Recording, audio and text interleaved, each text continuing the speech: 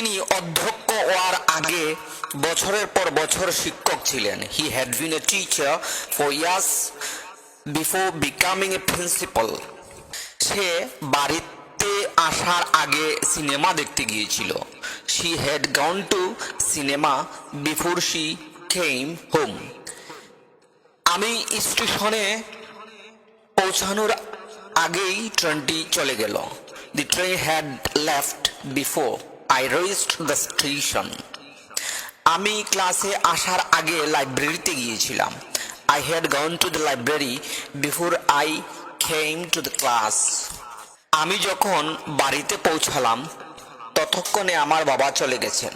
My father had left by the time I reached home.